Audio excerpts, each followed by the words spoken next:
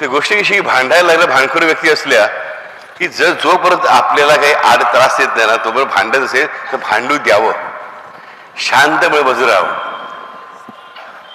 भांडायची त्यांची ताकद 50% तिकडेच कमी झालेली असते. रिस्पॉन्स मिळाला नाही की भांडखोर नवरा असो की बायको जे काय असेल पहिली ही गोष्ट की आपण रिस्पॉन्सच द्यायचं नाही. कारण आता तुम्ही बघितलंय का भांडून भांडून कुठला प्रश्न सुटलाय कधी? भांडून कुठलाही प्रश्न कधी सुटलेला नाही. उलट तो प्रॉब्लेम अधिक चिघळतो कुठल्या तरी मार्गाने.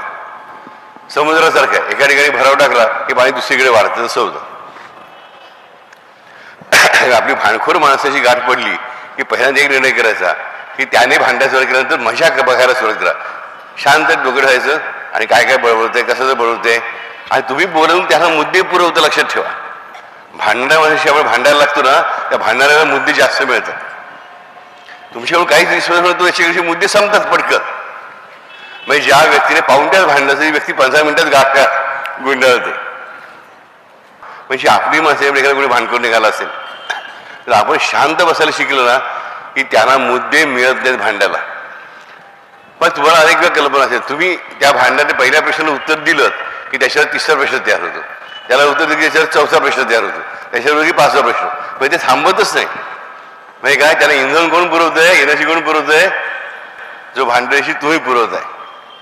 ते इंधन पुरवायचं थांबवा.